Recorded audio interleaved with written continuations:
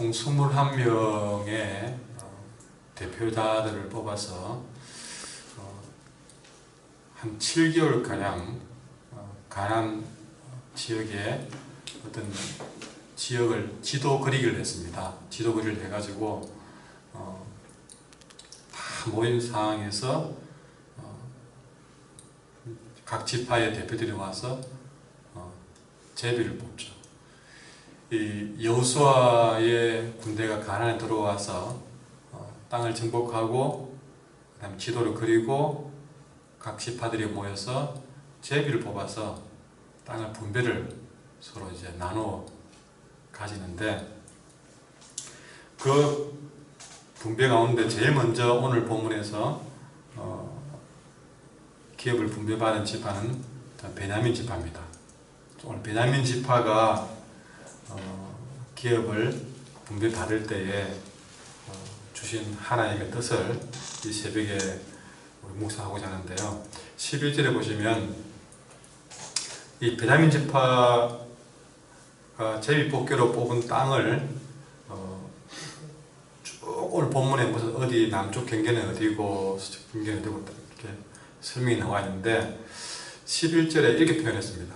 베냐민 자손 지파를 위해서 그들의 가족대로 제비를 뽑았으니 그 제비 뽑은 땅의 경계가 유다 자손이 뽑은 땅하고 요셉 자손이 뽑은 땅의 중간이었더라. 그렇게 되어 있습니다. 그러니까 베냐민 자손이 뽑은 땅의 경계가 북쪽으로는 요셉 자손의 땅, 남쪽에는 유다 자손의 땅 중간의 땅을 이제 분배를 받았던 것이죠. 자, 그런데 우리가 여기서 하나 이 본문을 넘어서서 이 베냐민에 관한 얘기를 먼저 알 필요가 있습니다. 이 베냐민은 좀 심정적으로 볼 때에 유다보다는 요셉에 더 가까울 수밖에 없었다. 이유가 있는데, 이 베냐민 12지파는 야곱의 12아들이지 않습니까? 근데 야곱에게는 정부인 둘이가 있었는데 그게 라헬과 또 레아입니다. 그런데 그 12명의 아들들이 엄마가 달라요. 라헬로부터 난 아들들이 있고 레아로부터 난 아들들이 있는데, 이 베냐민은 라헬의 아들들입니다. 그리고 라헬의 아들들은 누가 있냐면 베냐민이 있고 요셉이 있습니다. 저희 어머니 계통이 집사님, 어머니가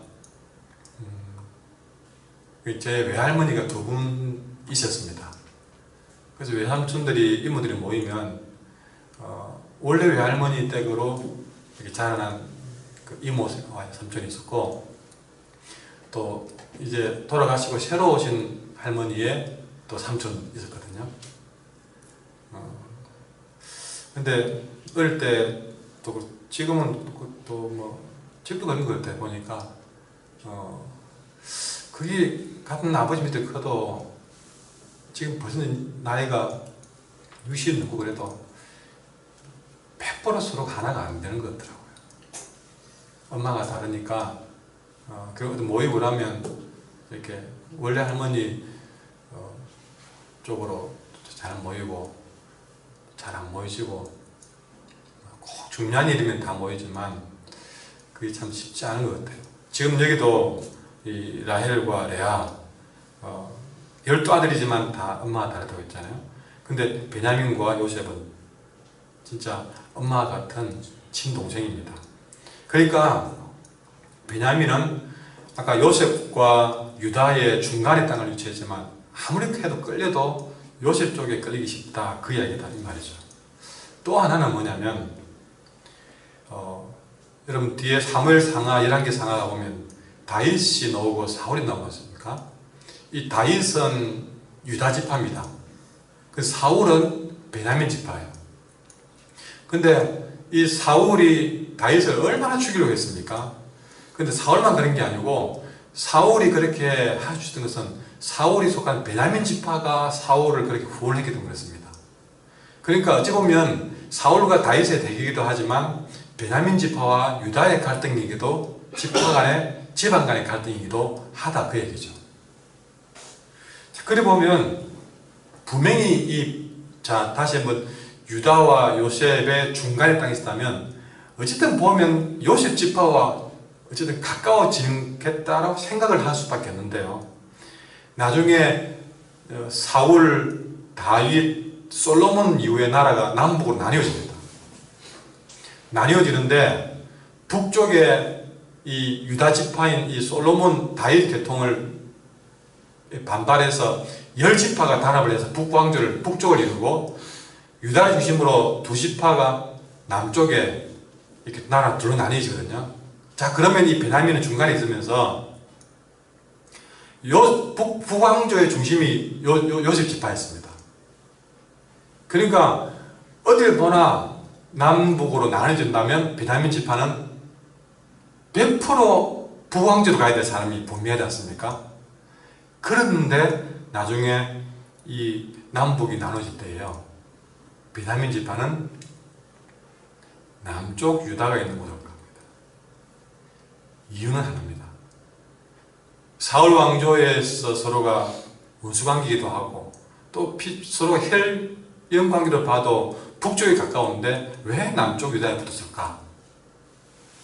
유다 지파가 속한 지역에 성전이 있기 때문에 그렇습니다. 또 하나의 중요한 이유는요. 신명기 33장에 보면 모세가 각 지파에게 예언을 하는데 베냐민 지파에게 예언하면서 이렇게 예언합니다. 베냐민에 대하여 일렀을 때 여호와의 사랑을 입은 자는 그 곁에 안전히 거하리로다. 베냐민 지파를 축복하면서 하는 말이 그 말입니다. 여호와께서 그를 날이 맞도록 보호하시고 그로 자기 어깨 사이에 거하게 하시리로다. 모세가 수백 년 전에 예언한 대로 이루어진 거예요. 하나님의 사랑받는 쪽으로 길을 택한 것입니다. 자, 이렇게도 저렇게도 할 수 있는 인생이지 않습니까? 이 중간이라는 말은 이리도 갈 수 있고 저리도 갈 수 있다는 그런 뜻을 담고 있습니다. 또 아니 저 요셉 지파에 더 가까운 어찌 보면 자 세상이 그러니까 세상 쪽으로 가까운 북왕조에 가까운 그에 갈 가능성이 더 많았던 입장입니다. 그렇지만 오히려 이 베냐민은 모세가 예언한 대로 걸어갔고 하나님 곁에 머무기로 선택했다는 것이죠. 여러분 이것이 오늘 우리에게 중요한 교훈이 되기를 바랍니다. 어쩌면 우리가 세상 요셉과 유다 중간에 있는 베냐민 같이 늘 우리는 어쩌면 세상에 더 가까운 인생인 것입니다. 아직도 세상 습관 가지고 있고 친하고 혈통적으로 볼 때는요 세상 혈통이에요.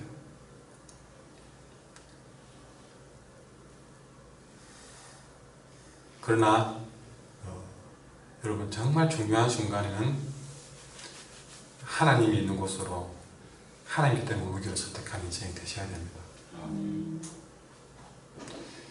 그리고는 또 하나는 모세의 예언이 그냥 있는 것 같아도 얼마나 중요한지를 우리는 봅니다. 목사가 한 번씩 축복기도 해주고 그리고 말씀에 지도받고 그게 별거 아닌 것 같아서 여러분 그것이 결국 중요한 순간에 효과를 발휘하는 모습을 베냐민 지파를 통해서 보셔야 한다는 것이죠. 돈 주는 것도 아니고 도움 주는 것도 아니고 그게 뭐라고 그런 건 별거 아닙니다. 그러나 말씀 주는 걸 소중히 생각을 하고 기도해 주는 걸 소중히 생각하고 결국 어디 안 간다는 거죠. 무엇보다 이 베냐민을 보면서 하나님 곁에 머무르는 자가 가장 안전한 일이고 하나님 복되다는 사실을 오늘 8복은 아니지만 우리는 기억해야 할 것입니다. 또 하나 우리가 볼 것은요, 이 베냐민 지파를 두고 모세가 이런 말을 했습니다. 모세가 모세의 예언 속에 모세가 예언한 것 중에 이 베냐민을 두고 하는 말이 이것은 모세에 기록한 창세기에 그의 아버지 야곱이 이렇게 표현한 거죠. 야곱이 창세기 49장 29절에 말합니다. 베냐민은 물을 뜨는 일이라 그랬습니다. 그 당시에 야곱이 아들들의 성격을 잘 알고 베냐민을 두고 물을 뜨는 일이라, 성격이 물을 뜨는 일이라 그랬죠. 여러분 성격이 좀 여러분 스스로 볼 때 내가 볼 때도 내가 생각해도 못됐다 싶은 분이 있습니까? 이 베냐민은 그랬던 것 같습니다. 근데 이게 어디 안 갔어요. 이 베냐민이 물을 뜨는 일이 같은 이 호전성,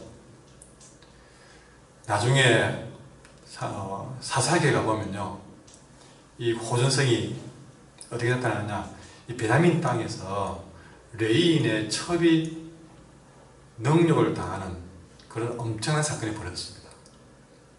그때 이 베냐민 지파는 그때 호전성이 나타난 거예요. 호전성이 나타나가지고 그 때문에 이 베냐민 지파 전체가 완전 씨를 말릴 만큼 전멸당할 만한 위기를 만납니다. 무슨 말입니까? 그 안에 있는 호전성이 한 지파 전체를 몰살시킬 수 있었다는 거죠. 여러분, 우리 안에 분명히 여러분이 생각할 때는 자기가 잘 알 거예요. 내 안에 이런 게 있다. 이런 못된 게, 잘못된 게 있다. 베냐민은 물을 뜨는 이리 같은 성격이 문제였습니다.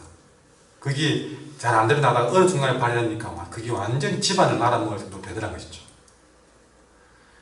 절대 여러분 속에 있는 그 잘못된 성격이나 습관들을 절대로 가만히 내버려둬서 그것이 마음대로 활동하게 내버려두면 안 된다는 것입니다.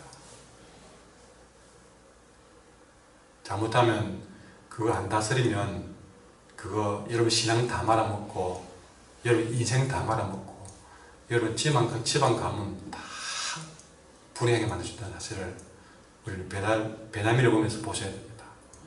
철저하게 말씀과 성령으로 길들이고 다스려 놓아야 될 성품들, 여러분 절대 함부로 혼자 내버려두지 마세요. 이 정도 하면 되겠지라고 생각하지 마시고 우리는 하나님 앞에 갈 때까지 다스려야 됩니다.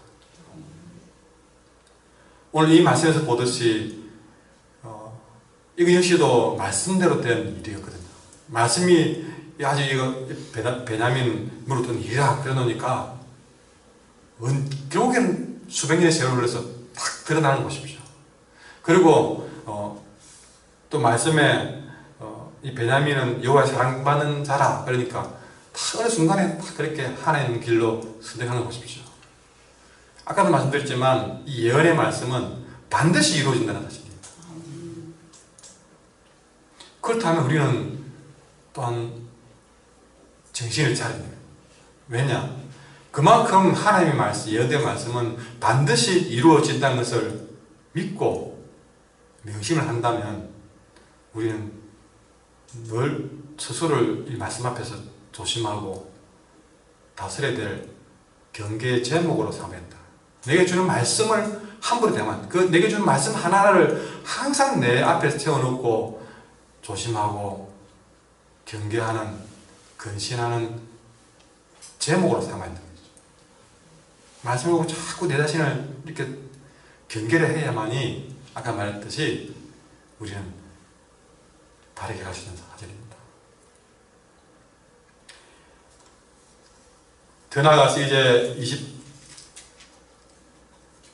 21절부터 베냐민의 지파가 받은 그 경계를 정리를 싹 해놨는데 그중 28절에 보면 이 베냐민이 부여받은 땅 중에 여부스라는 땅이 나옵니다. 여부스 곧 예루살렘. 여부스는 옛날 이름이고 뒤에는 예루살렘으로 바뀝니다. 그러니까 이 여부수로 지칭되는 예루살렘이 베냐민 땅이라는 말이죠. 근데 여러분 앞에 넘겨가 보면 유다 지파가 받은 땅 중에도 여호수아 15장 8절에 보면 유다 지파가 받은 땅에도 여부수가 있습니다. 놀랍게도 이 여부수라는 땅은 유다도 기업으로 받았고 어쩌다 보니까 베냐민도 기업을 받아서 두 지파가 공동으로 소유하게 된 땅입니다.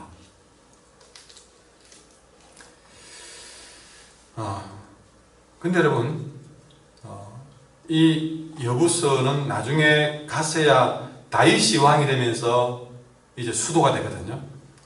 근데 이 여부서라는 땅이 유다와 베냐민 두 지파의 공동 소유인데 실수 아니냐? 근데 실수 아닙니다.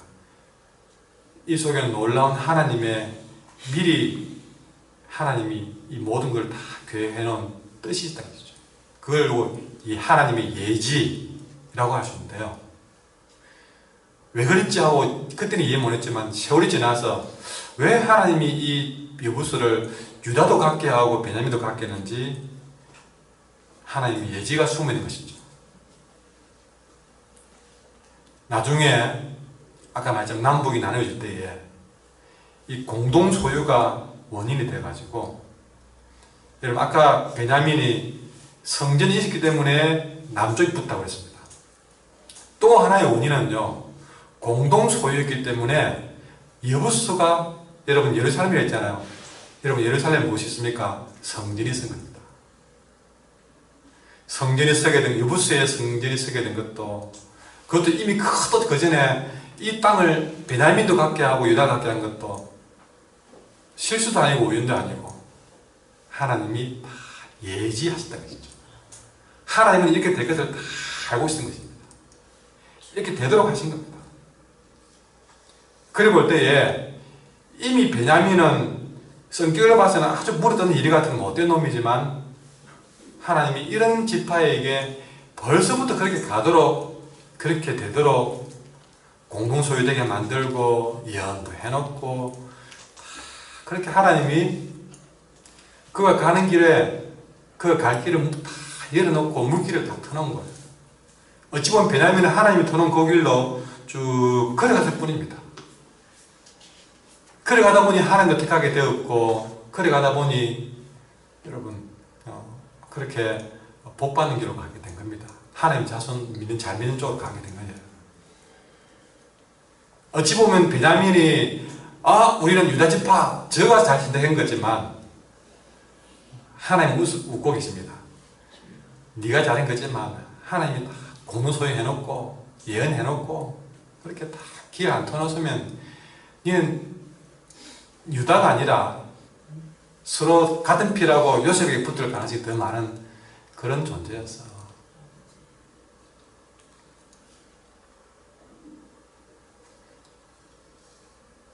근데 여러분 이 땅을 뽑을 때 어떻게 뽑았습니까? 제가 선택했습니까? 제비 뽑았습니다. 이 말은 절대 자기들이 어떻게 해보겠다는 의지를 못 담았다는 것이죠. 제비는요 뽑혀진 겁니다. 하나님이 뽑게 하신 것이. 얼굴 하나 베냐민이 해서 한 것이 아니라 하나님의 손길을 닿지 않은 것이 없다는 사실이죠. 근데 베냐민을 볼 것이 아니라 그리 볼 때 우리 인생이 그나마 이렇게 하나님 곁에 머무르는 거지. 하나님의 놀라우신 예지, 하나님이 다 그렇게 꼼꼼하게 인도하시고 길 터시고 도우시고 섭리하신 것이지. 여러분이 헌금 잘하고 죄송하지만 열심히 한 거 있겠지만 그게 절대 요인이 아니라는 거죠. 믿음 좋은 집안에 태어났다고요? 그것도 아닙니다. 믿음 좋은 집안에 태어나게 하신 분도 하나님이십니다. 때론 여러분이 어려운 일을 당해서 주님 안 찾으면 안 될 상황 만들어놨잖아요. 그것도 하나님 하신 일입니다. 그렇게 해서 어쨌든 하나님 곁으로 불러들이게 만든 이유가 된 것을 모두 다 끌어보면 그게 다 하나님 하신 일입니다. 여러분이 한 게 없습니다. 교만하지 마십시오. 그가 자랑도 하지 마십시오. 혹시나 간증할 있을 때 그거 가지고 은근히 내가 좀 한 것처럼 절대 그러지 마십시오. 간증은 100% 하나님 자랑밖에 다른 하면 안 됩니다. 조금이라도 내가 무척 좀 해본 거, 노력한 거, 땀 흘린 거 늘 하지 마세요. 그거 하나님 부끄러운 일입니다. 우리가 할 말은 이건 하나님 하신 일입니다. 은혜 받은 겁니다. 그 외에는 없습니다. 강좌님 오늘 새벽에 나온 것도 하나님 은혜입니다.